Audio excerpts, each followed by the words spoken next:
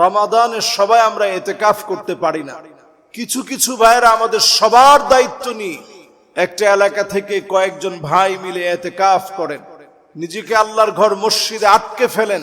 এই অনন্য ইবাদত, নিজেকে আল্লাহর ঘরে আটকে ফেলার মধ্য দিয়ে মুতাকিফ ইতিকাফকারী হওয়া, এটা এমন এক সৌভাগ্যের বিষয় যে আমল নবীজি সাল্লাল্লাহু আলাইহি সাল্লাম হিজরত করার পরে রমাদানের বিধান যখন আল্লাহ রাব্বুল আলামিন দিলেন, তারপর থেকে নিয়ে নবীজি কখনো ইতিকাফ ছাড়েন নাই।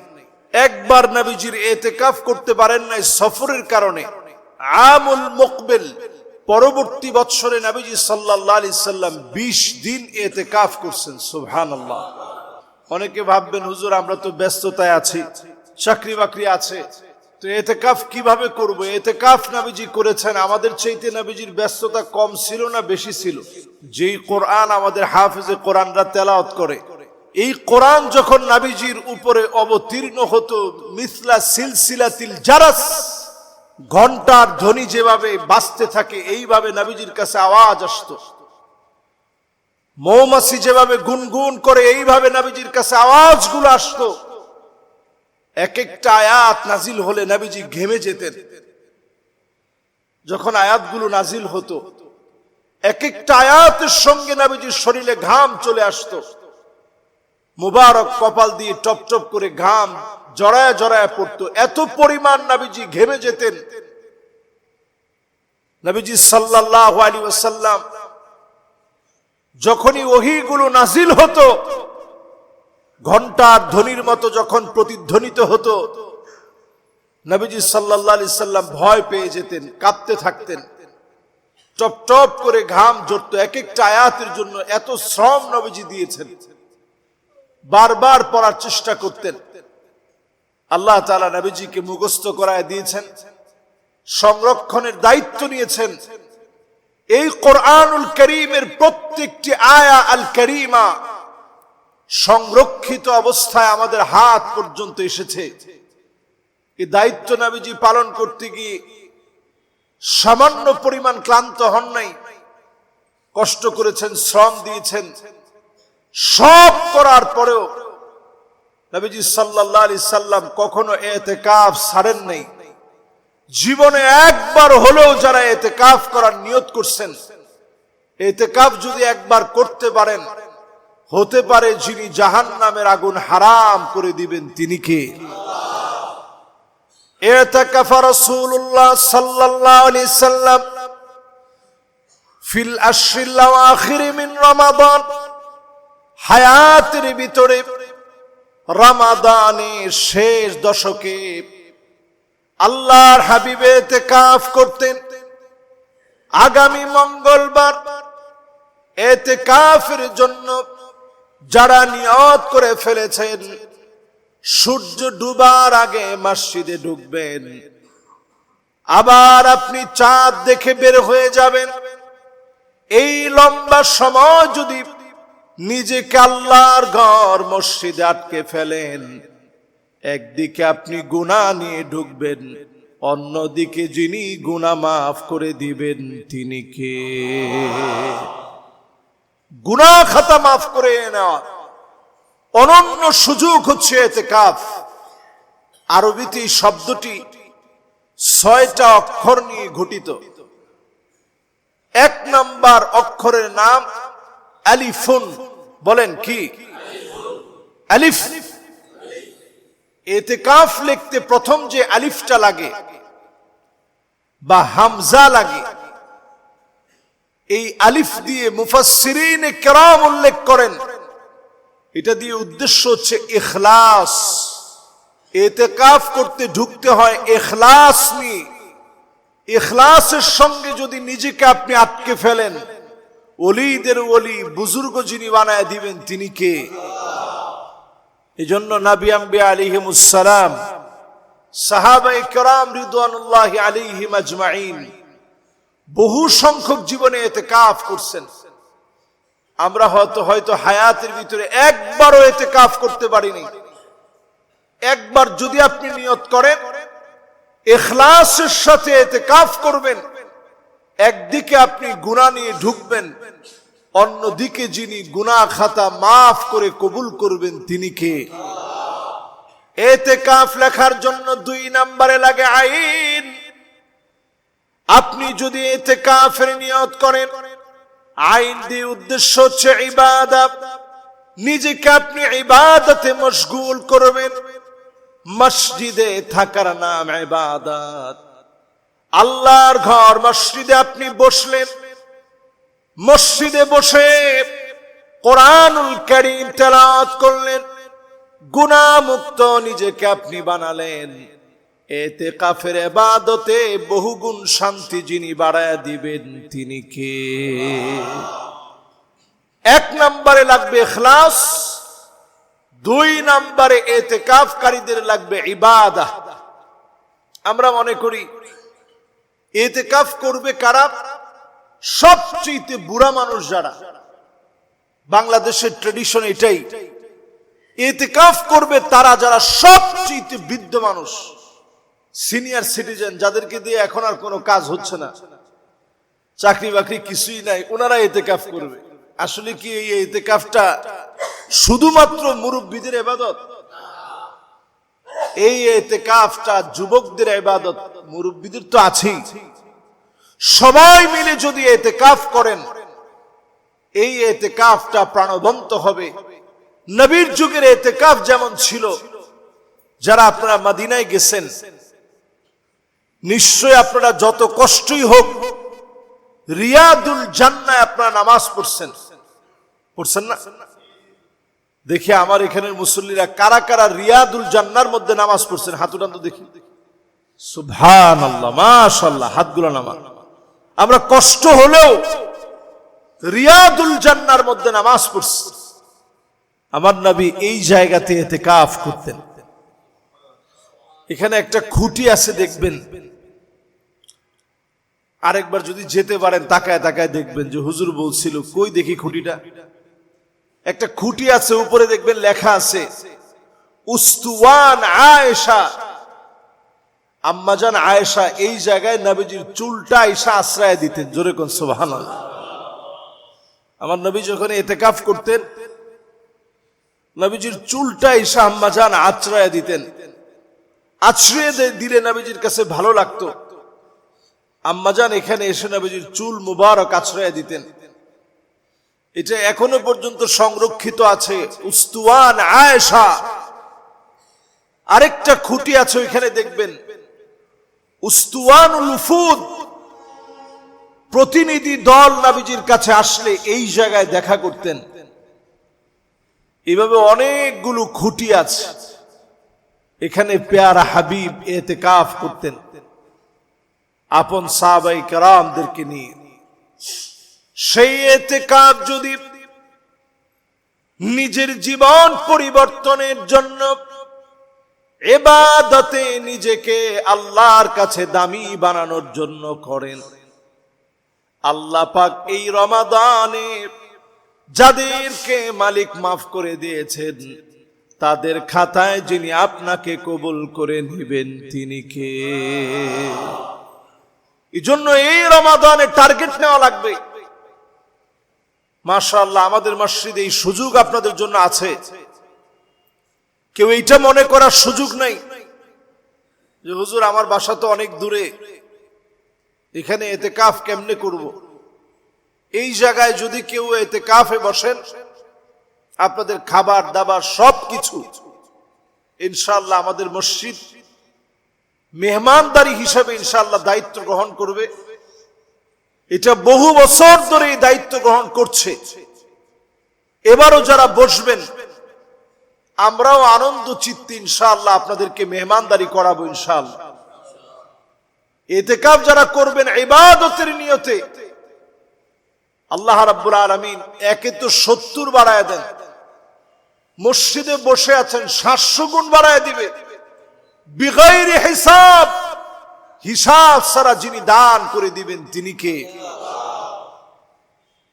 এরপরে ইতিকাফ লিখতে লাগে তা, ইতিকাফ লিখতে যে তা বর্ণ লাগে, মুফাসসিরিন কেরাম লেখেন তা লিত্তাওবাহ। ইতিকাফ হচ্ছে ক্ষমা পাওয়ার অনন্য সুযোগ। মসজিদে যখন নিজের আটকায় রাখবেন, আল্লাহর কাছে তো বলতে পারবেন আল্লাহ আপনার জন্য নিজের আটকায় ফেলছি। জীবনে আল্লাহর কাছে কিছু আমলের উসিলা করে দোয়া করলে দোয়া কবুল হয়। জীবনে একবার যদি ইতিকাফ করেন, আল্লাহর কাছে বলতে পারবেন আল্লাহ ইতিকাফ করেছিলাম আপনার জন্য, রোজা রেখে কষ্ট করে ইতিকাফ করলাম, মালিক আপনি কবুল করে নিন। এই ইতিকাফকে উসিলা করে আমার দোয়া কবুল করেন। হতে পারে বিপদ সংকটে ইতিকাফের কারণে যিনি দোয়া কবুল করে নেবেন তিনি কে? এজন্য তাওবা কবুল হবে এই গ্যারান্টি নিয়ে আপনি ইতিকাফে আসেন, তাওবা নিশ্চিত কবুল হবে। সাহাবাই কেরাম নিজেরে মসজিদে রাখতে চাইতেন, মসজিদে আটকায় রাখতেন। রমাদান আসলে তো কথাই নেই, বেশিরভাগ সময় মসজিদে কাটাতেন। কিন্তু বড় দুঃখজনক সত্য, আমাদের দেশে, আমার মনে হয় মুসলিম দেশগুলোর ভিতরে আর কয়টা দেশ এমন আছে আমার জানা নাই, এবছর মরক্কো গেছি সেখানেও এটা পাইছি। নামাজ শেষ, তাও তো বাংলাদেশে একটু রয়ে শয়ে মসজিদটা বন্ধ করে, ওইখানে নামাজ শেষ 10 মিনিটের ভিতরে রাষ্ট্রীয় সিদ্ধান্ত যে মসজিদ বন্ধ করে দিতে হবে। তা আমাদের দেশে রাষ্ট্রীয় সিদ্ধান্ত না থাকলেও আমরা নিজেরা সিদ্ধান্ত নিয়ে নিছি যে মসজিদ বন্ধ রাখতে হবে। কারণ আমাদের দেশে এই যে আপনারা এসি দেখতেছেন, বহু মসজিদে এসির এই দিকটা আছে, পিছনের দিকটা আর নাই। সবাই চিন্তা করে মসজিদ তো আল্লাহর ঘর, আর আমিও আল্লাহর বান্দা, আল্লাহর ঘরের জিনিস নিতে কোনো অনুমতির দরকার নেই। এই জন্য মসজিদ বন্ধ রাখে, এটা কোনোভাবে উচিত নয়। মসজিদ খোলা থাকবে, এটা আল্লাহর ঘর। কিন্তু আমরা এমন চরিত্রের মানুষ হলাম, আমরা আসলে ঈমানদার না, আমরা আসলে চোর হয়ে মসজিদে ঢুকি। যারা জুতা নেওয়ার নিয়তে মসজিদে আসে তারা কিন্তু নামাজি হিসেবে মসজিদে আসে না, ঠিক কিনা বলেন? আপনারা দেখবেন কিছু লোকের চোখই থাকে জুতার দিকে। আমি ওই দিন ধানমন্ডি এক জায়গায় নামাজ পড়ছি, তো আগে আমার জুতাটা আমি সেফ জোনে রাখছি। সেফ জোনে রাখার পর আমি দেখলাম এক ভাই আমার সাথে দাঁড়াইছে। আমি ওনারে বলছিও যে ভাই জুতাটা আইনা পিছন থেকে সামনে রাখেন। তুমি মনে মনে চিন্তা করতেছে হুজুর বললেই হইলো, খালি এশার নামাজের সালাম ফিরাই উনি গেছে ওই জায়গায়, গিয়ে দেখে জুতা নাই। তুমি আইসা আমার বলতেছে যে হুজুর আপনি তো বলছিলেন, তা আমি চিন্তা করলাম আপনার জুতাটা রাখছেন, আবার আমারটা রাখলে মানুষ সেজদা দিবে কই, এই জন্য হুজুর আনি নাই। হুজুর এর মধ্যেই জুতাটা নিয়ে গেছে। তো এইরকম কিছু লোকের জন্য আমাদের দেশে মসজিদগুলো আমরা বন্ধ রাখি। কিন্তু মসজিদ তো এমন, যখনই মসজিদে মানুষ আসবে এই জায়গা যেন সবচেয়ে মানবিকতার পরিচয় দেয়। এখানে আসবে, এখানে সালাত আদায় করবে, ওযু করবে, মানুষ একটু রিফ্রেশ নিবে। মসজিদ হচ্ছে সবচেয়ে আপন হওয়ার জায়গা। এখানে আসলেই যিনি আপন বানায় নেন তিনি কে? এই জন্য রমাদানে ইতিকাফে যারা তাওবা করবেন, তাওবা যিনি কবুল করে নেবেন তিনি কে? এরপরে ইতিকাফ লিখতে কাফ লাগে, কাফুন নাফস মিনাল মাআসি, নিজেকে আপনি গুনাহ থেকে মুক্ত করবেন। মসজিদে থাকলে সমালোচনা করা যায় না, মসজিদে থাকলে গালিগালাজ করা যায় না, মসজিদে থাকলেই সওয়াব হয়। এই মসজিদে যদি নিজেকে আটকে রাখেন, এখান থেকে বের হওয়ার আগে যিনি কবুল করে নেবেন তিনি কে?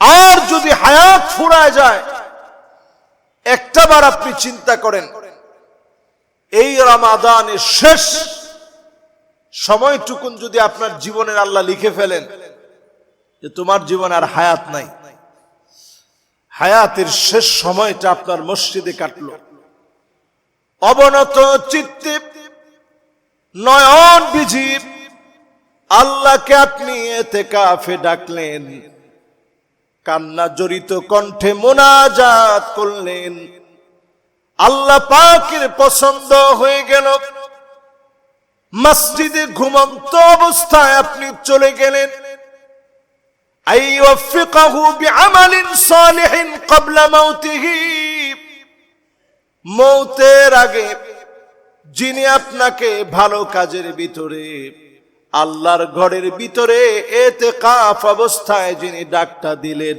তিনি কে? এজন্য নিজেকে আল্লাহর জন্য বানানো, আল্লাহর সাথে সম্পৃক্ত করে ফেলা, বন্ধুত্বকে গভীর বানিয়ে ফেলা, এটা রমাদানের দাবি। সাহাবায়ে কেরাম কেমন ভয় পাইতেন চিন্তা করেন। নিজের যদি বেশি সময় দুনিয়ার দিকে লাগিয়ে ফেলতেন,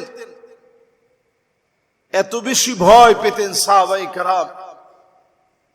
দুনিয়ার সাথে বেশি নিজেকে জড়িয়ে ফেললে এত বেশি ভয় পেয়ে যেতেন যে দুনিয়ার জন্য সময়টা মনে হয় বেশি দেওয়া হয়ে গেছে। হানজালা রাদিয়াল্লাহু তাআলা আনহুর মতো সাহাবী চিৎকার করে বলতেছিলেন, নাফাকা হানজালা, হানজালা মুনাফিক হয়ে গেছে, হানজালা মুনাফিক হয়ে গেছে। আবু বকর রাদিয়াল্লাহু তাআলা আনহু পাশ দিয়ে যাচ্ছিলেন, শোনা মাত্র তিনি ডাক দিয়ে বললেন, হানজালা রে, এই রকম কেন মনে হলো তোমার? কেন তুমি নিজেরে মুনাফিক মনে করলা? হানজালা রাদিয়াল্লাহু তাআলা আনহু তিনি বললেন, মসজিদে যখন থাকি মনে হয় নিজেকে আল্লাহর দিকে রেখেছি, আবার যখন মসজিদ থেকে বের হয়ে যাই মনে হয় কেমন যেন নিজেরে ভুলে গিয়েছি। এই যে আমার অবস্থার ভিতরে দুই রকম অবস্থা, আমার মনে হয় আমি মুনাফিকি করে ফেলেছি, আমার মনে হয় আমি মুনাফিক হয়ে গেছি। হানজালা রাদিয়াল্লাহু তাআলা আনহু যখন কথাটা বললেন, আবু বকর বলেন, আমারও তো একই অবস্থা। মসজিদে যখন থাকি একরকম মনে হয়, বের হয়ে গেলে আরেক রকম মনে হয়। নবীজির সামনে হাজির হয়ে গেলেন, ইয়া রাসূলুল্লাহ, মসজিদে থাকলে এক রকমের মনে হয়, বের হয়ে গেলে আরেক রকম মনে হয়। আল্লাহর নবী বললেন, সারাদিন তো মসজিদে থাকা যায় না, সাআতাও ওয়া সাআ,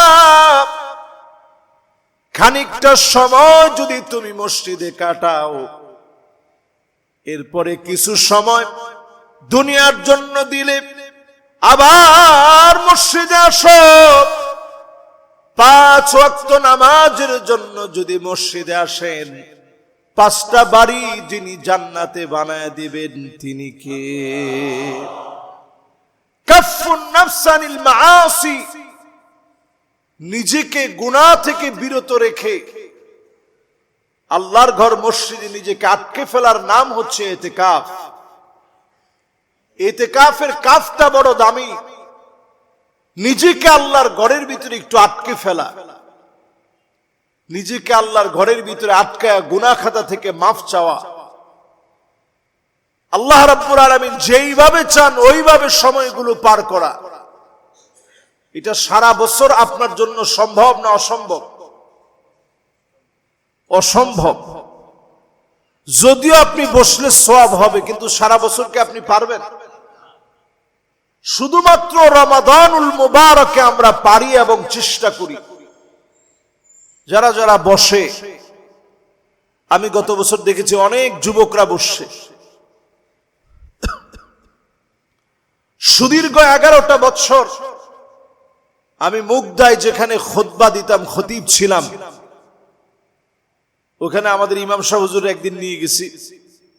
বিশ্বাস করেন, প্রত্যেকটা বছরে 22 থেকে 23 জন একেবারে নওজোয়ান যুবক ওখানে ইতিকাফে বসে, যাদের বয়স 22, 23, 24, 25, 26, 18, 20 এমন যুবকরা যখন বসে, প্রথম বছর বসার পর যুবকরা আমার কাছে অনুমতি চাইলো যে হুজুর একটু অনুমতি দিবেন, একটু মোবাইলও চালাইতাম। তো আমি চিন্তা করছি, যারা মসজিদে নিজের আটকায় ফেলছে, ওরা যদি মোবাইলও চালায়, খারাপ কিছু হয়তো তারা দেখবে না। প্রথম বছর এইভাবে শেষ হয়ে গেল। দ্বিতীয় বছর থেকে ওরা নিজেরা আমারে বলতেছে, হুজুর এবার মোবাইল আর আনি নাই, মোবাইল পুরাটা বাসায় রেখে দিচ্ছি। তৃতীয় বছর এই যুবকেরা আমারে বলতেছে, হুজুর লাস্টের 10 দিন পিঠটারে আর বিছানায় লাগাই নেই, পুরা রাত জেগে আল্লাহ পাককে ডেকেছে। এবং আপনি ওই যুবকদের চেহারা দেখলে আপনি দেখবেন অন্যান্য যুবকদের চাইতে ভিন্ন। ওরা সুন্দর দাড়ি রাখছে, সুন্নতি লেবাস পরে, দেখলে মনে হয় এরা মাদ্রাসার ছাত্র, কিন্তু মাদ্রাসায় পড়ে না। এই ইতিকাফের কারণে আল্লাহ পাক তাদেরকে অনন্য বানায় দিয়েছে। আমি গত বছর এই মসজিদেও পেয়েছি, ইতিকাফ করছে একেবারে নওজোয়ান, বাপ আইনা বসায় দিয়ে গেছে। এই জন্য ইতিকাফের নিয়ত করেন, ইতিকাফ করেন আল্লাহর জন্য, নিজের আল্লাহর ঘর মসজিদের মধ্যে আবদ্ধ করে ফেলেন। এরপরে ইতিকাফ লিখতে আবার আলিফ লাগে। আলিফ দিনা বা মা আল্লাহ, আল্লাহর সাথে ইতিকাফ আপনাকে নিবিড় বানায় দিবে। যিনি আল্লাহর সাথে বারবার কথা বলায়া, ইতিকাফ আপনাকে বারবার আল্লাহর সঙ্গে কথা বলায়া, সিজদা অবনত বানায়া, অধিক পরিমাণে আল্লাহকে ডাকায়া, একদিকে ইতিকাফ করবেন, অন্যদিকে যিনি মালিকের প্রিয় বানায়া দিবেন তিনি কে? আর থাকলো ফা, আরবিতে ফা বর্ণ দিয়ে মুফাসসিরিন ইকরাম লিখেন, এই ফা বর্ণ দিয়ে উদ্দেশ্য হচ্ছে আল ফালাহ, অজস্র কল্যাণ সফলতা আল্লাহ দিবেন। এটা আপনি বুঝবেন সেই দিন, ঈদের চাঁদ দেখে যেদিন আপনি বের হবেন, আপনার ভিতরে একটা আনন্দ কাজ করবে, আবার মায়াও কাজ করবে। যাহার এই কয়টা দিন আল্লাহর ঘর মসজিদে ছিলাম, কি নিতে পারছি, কদ্দুর অর্জন করতে পেরেছি। সমুদয় কল্যাণ যদি ইতিকাফ থেকে অর্জন করতে পারেন, জাহান্নামকে বহু দূরে যিনি খন্দক খন্দক পরিমাণ দূরে, বহু দূরে জাহান্নাম চলে যাবে। হতে পারে ইতিকাফের কারণে যিনি আপনার আমার জীবনের গুনাহ মাফ করে দিবেন তিনি কে? এই জন্য ইতিকাফের দিকে আসেন। আমাদের খানা পিনার অভাব নাই, সাহাবায়ে কেরামের তেমন খাবারের কোনো ঝামেলাই ছিল না। এবার খুব আশা ছিল শেষ 10টা দিন আল্লাহর ঘর মসজিদে ইতিকাফ করব, বাইতুল্লাহ যাব, খুব আশা ছিল। যাই হোক, সামগ্রিক বিভিন্ন বিষয়াদির কারণে যাওয়াটা এখন কঠিন হয়ে গেছে। খুব ইচ্ছে ছিল এবার একটু ইতিকাফ করব। যারা আমরা ইতিকাফের নিয়ত করছি, ইতিকাফ করার চেষ্টা করে আল্লাহর সামনে নিজেকে একটু তুলে ধরেন। হানজালা আর আবু বকর রাদিয়াল্লাহু তাআলা আনহু দুইজন মিলে যখন রাসূলের সামনে বললেন, আমরা তো মুনাফিক হয়ে গেছি, কারণ আমরা মসজিদে থাকলে একরকম, বাহিরে গেলে আমাদের দুনিয়ার খেয়াল কেমন যেন ঢুকে যায়। এই দুনিয়ার খেয়াল আসে কেন, এই জন্য মনে হয় মুনাফিক হয়ে গেছি। আল্লাহর নবী বললেন, না রে হানজালা, ওয়ামাযা তাকুল ইয়া হানজালা, কেমন করে এমন কথা তুমি বললা? তোমার মতো সাহাবী মুনাফিক হতে পারে না, তোমার মতো সাহাবী মুনাফিক হয় নাই। সাআতাও ওয়া সাআ, সারা দিন তো দুনিয়ার জন্য দিলাম, সামান্য সময় হলেও আখিরাতের জন্য দেন। সারা দিন যদি আপনি আল্লাহর জন্য দিতেন, লাসাফাহাতকুমুল মালাইকা আলা ফিরাশিকুম ওয়া আলা তুরুকিকুম, রাস্তার মধ্যে ফেরেশতা আগমন করে হাত বাড়ায় দিত, আল্লাহর বান্দা দুইটা হাত তোমার দাও, তোমার সঙ্গে একটু মুসাফা করি।